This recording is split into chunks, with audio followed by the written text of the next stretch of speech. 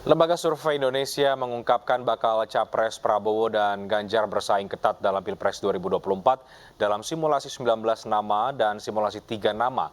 Prabowo Subianto menduduki peringkat pertama.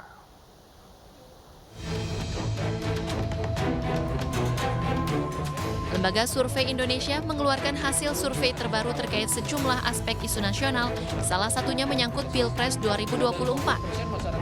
Menteri Pertahanan Prabowo Subianto, Gubernur Jawa Tengah Ganjar Pranowo, dan Anies Baswedan bersaing ketat di survei Capres 2024. Hasil survei yang dirilis Selasa 11 Juli 2023 memiliki target populasi warga negara Indonesia yang berusia 17 tahun ke atas atau sudah menikah dan memiliki telepon sekitar 83% dari total populasi nasional. Survei dilakukan pada rentan waktu 1 hingga 8 Juli 2023.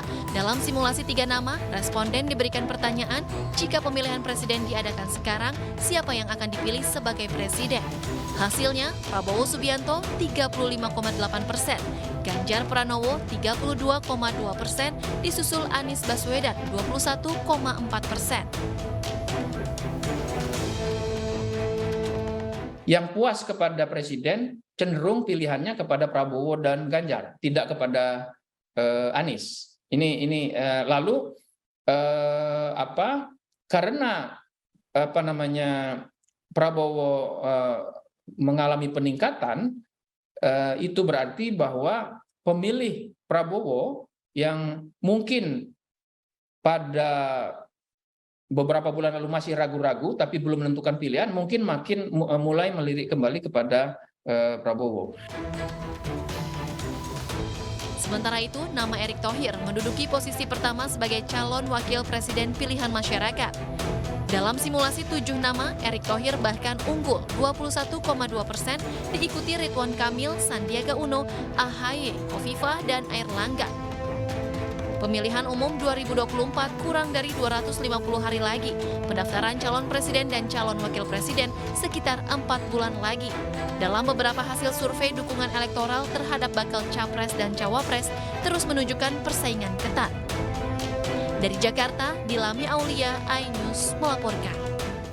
Ketua DPP PD Perjuangan Puan Maharani menanggapi hasil survei LSI mengenai tingkat elektabilitas baca pres. Menurut Puan, hasil survei itu menjadi pengingat untuk tetap bekerja keras agar Ganjar Pranowo menang di Pilpres 2024. Tantangan bagi kami, PD Perjuangan juga Pak Ganjar, bahwa survei-survei yang kemudian saat ini keluar, kalau kemudian surveinya kemudian menunjukkan bahwa calon presiden yang lain lebih tinggi daripada calon presiden PDI Perjuangan, itu merupakan tantangan bagi kami bahwa ada PR yang harus kami lakukan untuk bisa kemudian nantinya ke depan menunjukkan bahwa calon presiden dari PDI Perjuangan memang punya suara yang lebih baik daripada sekarang. Pemirsa, Presiden Joko Widodo mengunjungi Pasar Cihapit, Kota Bandung, Jawa Barat. Di pasar tersebut, Jokowi meninjau harga komoditas pangan. Selain itu, Presiden Joko Widodo juga meninjau hasil renovasi Stadion Sijalak Harupat, Kabupaten Bandung, Jawa Barat.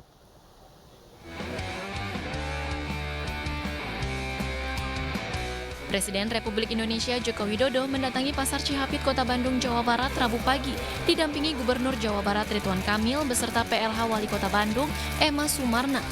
Kedatangan Jokowi disambut ratusan warga yang tengah berbelanja di Pasar Cihapit. Dalam kunjungannya, Jokowi juga menyapa warga dan pedagang guna mengecek harga serta ketersediaan kebutuhan pokok, sekaligus memberikan bantuan sosial kepada para pedagang. Selain itu, Presiden Joko Widodo didampingi Bupati Bandung Dadang Supriyatna, Gubernur Jawa Barat, Menteri PUPR, serta Ketua PSSI dan Menpora meninjau hasil renovasi Stadion Sijalak Harupat, Kabupaten Bandung, Jawa Barat untuk menjadi venue pertandingan Piala Dunia U17. Kita senang proses renovasi telah selesai, tetapi juga nanti masih dulu pernah dicek oleh FIFA, tapi akan ada proses ulang lagi dari FIFA untuk yang U17, karena yang kemarin dicek untuk U20. Jokowi mengaku senang dengan proses renovasi stadion. Jokowi pun meninjau kondisi dan kualitas rumput stadion dan mengatakan mudah-mudahan nanti hasil tinjauan FIFA sesuai harapan. Tidak hanya itu, Presiden Jokowi juga melihat langsung proses seleksi tim nasional Indonesia U17. Seluruh perbaikan tersebut telah dilakukan secara mendetail oleh Kementerian PUPR. Dari Bandung, Jawa Barat, Billy Maulana dan Saufat Endrawan, iNews melaporkan. Mantan Sekretaris Mahkamah Agung Hasbi Hasan menjalani pemeriksaan hari ini di gedung KPK sebagai tersangka. Pemeriksaan tersebut terkait dengan dugaan penerimaan suap pengurusan perkara yang bergulir di Mahkamah Agung. Mantan Sekretaris MA Hasbi Hasan memenuhi panggilan tim penyidik Komisi Pemberantasan Korupsi untuk menjalani pemeriksaan sebagai tersangka dugaan suap jual beli perkara Mahkamah Agung. Pemeriksaan berlangsung hingga sore hari ini dan Hasbi Hasan resmi ditahan oleh KPK. Dalam kasus ini KPK menjerat Hasbi Hasan bersama dengan tersangka lain yaitu Komisaris Wika Beton Dadan Tri Yudianto.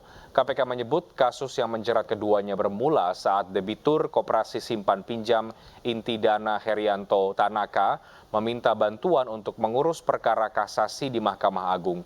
Setelah serangkaian pemeriksaan oleh tim KPK dan menyita beberapa aset, kini mantan Sekretaris Mahkamah Agung resmi ditahan KPK menyusul rekannya Komisaris Wika Beton yaitu Dadan Tri Yudianto. KPK juga telah melakukan penyitaan beberapa aset berupa unit mobil mewah sebagai barang bukti dalam perkara ini.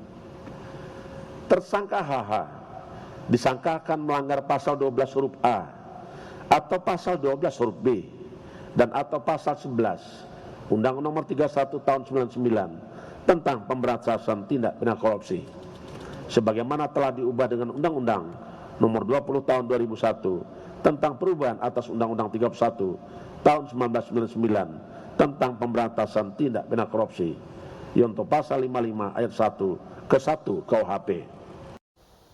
Gubernur Jawa Tengah Ganjar Pranowo menerima aduan dugaan praktik pungli berkedok infak di SMK Negeri Rembang. Ganjar langsung mengambil tindakan tegas terhadap praktik pungli yang terbongkar secara tidak sengaja dari sejumlah siswa.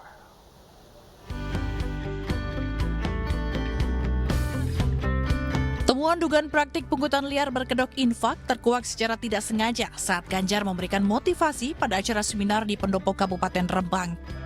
Sejumlah siswa yang mengikuti seminar mengeluhkan adanya pungutan liar.